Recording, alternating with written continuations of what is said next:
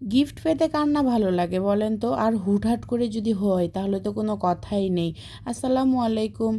কেমন আছেন সবাই? আশা করছি সকলে অনেক বেশি ভালো আছেন। তো এই তো আবার কয়েকদিন পর নিয়ে এলাম একটা লং ভিডিও। অবশ্যই আশা করছি সকলেই ধৈর্য নিয়ে একটু দেখবেন। আর যদি ভালো না লাগে অবশ্যই স্কিপ করে চলে যাবেন।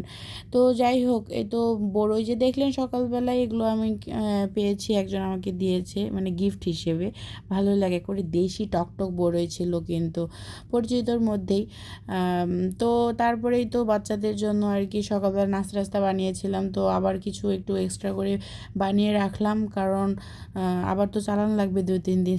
2-3 দিনের জন্য রেখে দিলাম। আবার সকালবেলা যে শুরুতেই দেখছেন পুঁই শাক, একটু মাংস টাংস এগুলো বাজার করে এনে দিয়ে গেছে ওদের বাবা। তো এগুলো আবার একটু মানে কি বলবো, অল্প অল্প করে রাখার চেষ্টা করছি, কারণ মানে বাজারে গেলেও শোনা যায় এখানে ওখানে মানে যেখানেই যান একটু যদি 2-4টা মানুষ বেশি থাকে শোনা যায় টাকা নাই, পয়সা নাই, বাজার নাই, সব কিছুর দাম বৃদ্ধি। কিন্তু কেন জানি আবার আমার কাছে একটু শান্ত শান্ত মনে হয় যে না, শাকসবজির দামটা অ্যাটলিস্ট একটু মনে হয় কমেছে, মানে কি জানি মনে হয় একটু কমেছে, আমার কাছে মনে হয়। তো যাই হোক, মানে অনেকেই তো অনেক কিছু ভাবতে পারেন। তো টাকা নাই কে বললো, শেষের দিকে দেখাচ্ছি কাঁদে কেন মানুষ বলছে যে টাকা নেই, আমার তো মনে হচ্ছে সবার কাছেই টাকা আছে। তো এই তো দুপুরবেলা একটু খাবার মানে আগের দিনেরই একটু বিরিয়ানি ছিল, সেগুলোই গরম করে 3টারই একসাথে বসিয়ে একেবারে খাইয়ে দিয়েছি, কারণ এই প্যারা আর ভাল লাগে না রোজা নিয়ে।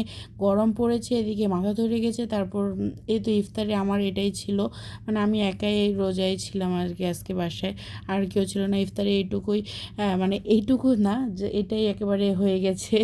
একেবারে সেরিতে খেলে খাই, না খেলে না খাই, মানে কি বলবো।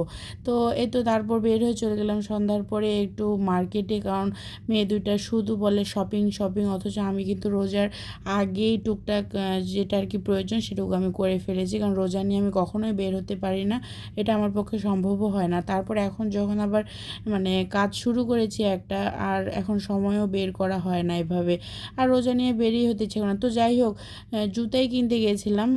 তো জুতার এত এত কালেকশন ছিল, ভালোই ছিল, কিন্তু আমার মেয়ে দুইটার পায়ে মানে কোনোভাবেই হচ্ছিল না, কেন যে বাটায় গেছি, অ্যাপেক্সে গেছি, আরও মানে যা যা ছিল, নর্মাল দোকানে গেছি, কোনোভাবেই জুতা নিতে পারতেছিলাম না, মানে পায়ে হচ্ছিল না। তো মানে বারবার পরে পরে দেখলো জুতাগুলো, দেখে আমার অনেক ভালোই লাগছিল, কিন্তু কি করার আর। তো যাই হোক, এই মার্কেটে গিয়ে আল্লাহ মানুষের ভিড়, মানে কি বলবো, পা ফেলানোর জায়গা নাই। আমার তো পুরা মাথা ধরে গেছে, মানে কি বলবো, মানে শুধু মার্কেটের ভিতরে, বাইরে যে ফুটপাতেও মানে থাকার জায়গা নেই, মানে সিঁড়িগুলোর মধ্যেও দোকানপাট, এটা ওটা, মানে একেবারে একটা কি একটা অবস্থা। তো যাই হোক, সবাই ভালো থাকবেন, ভিডিওটা শেষ করলাম, আমার জন্য দোয়া রাখবেন। আল্লাহ হাফেজ।